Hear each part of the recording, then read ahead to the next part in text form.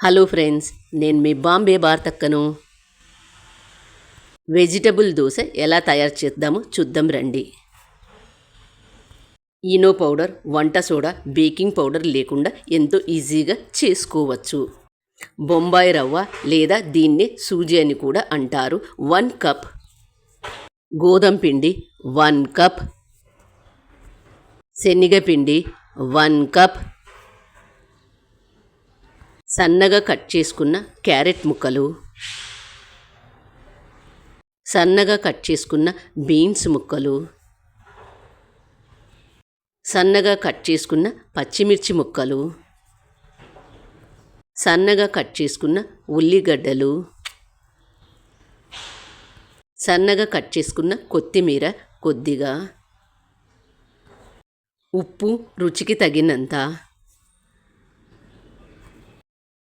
సూజీ లేదా దీన్నే బొంబాయి రవ్వ అని కూడా అంటారు. సన్నది తీసుకోండి. 1 కప్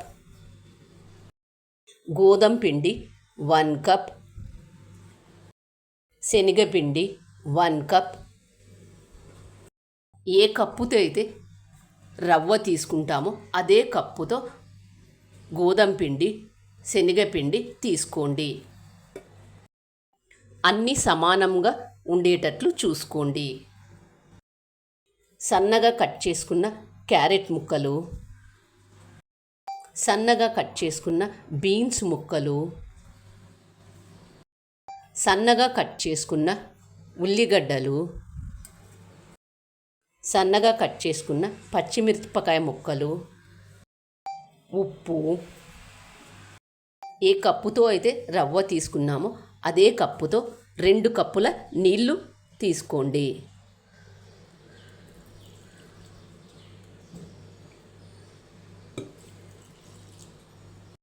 వీటన్నింటిని ఒకసారి బాగా కలుపుకోవాలి. ఇలా బాగా కలుపుకున్న దాన్ని ఒక 10 నిమిషాలు పక్కన పెడదాం. రవ్వ వేసాం కాబట్టి 10 నిమిషాలు పక్కన పెట్టినట్లయితే రవ్వ బాగా అబ్జర్వ్ చేసుకుంటుంది నీళ్ళన్నీ. మూత తీసి మరొకసారి పిండినంతా మరొకసారి బాగా కలుపుకొని గ్యాస్ ఆన్ చేసుకొని పెన్నం పెట్టుకోవాలి. పెన్నం బాగా వేడైన తర్వాత నీళ్ళు ఇలా చిలకరించుకోవాలి. ఇలా చేసినట్లయితే దోశ బాగా వస్తుంది. దీన్ని ఆనియన్తో ఒకసారి ఇలా అంతా స్ప్రెడ్ చేసుకొని ఇలా బాగా వేడైన పెన్నం మీద ముందుగా మనం కల్పించుకున్న పిండిని ఒక గిన్నె సహాయంతో తీసుకొని ఇలా వేసుకోవాలి. దీన్నంతా కొద్దిగా స్ప్రెడ్ చెయ్యాలి. కొత్తిమీర కొద్దిగా వేసుకొని మీడియం హీట్లో పెట్టుకొని కాల్చుకోండి.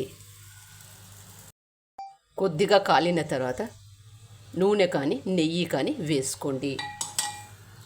మరొక సైడు తిప్పి వేసుకోవాలి. చూడండి ఎంత బాగా కాలిందో, ఎర్రగా ఎంత బాగా కాలిందో చూడండి. ఇలా సింపుల్గా చేసుకోండి. ఎలాంటి ఈనో పౌడర్, బేకింగ్ పౌడర్ ఇలాంటివి లేకుండా ఇలా సింపుల్గా చేసుకోండి. మరొకటి వేసి చూపిస్తాను చూడండి. పిండి కొద్దిగా తీసుకొని పెన్నం మీద వేసుకొని కొద్దిగా స్ప్రెడ్ చెయ్యండి.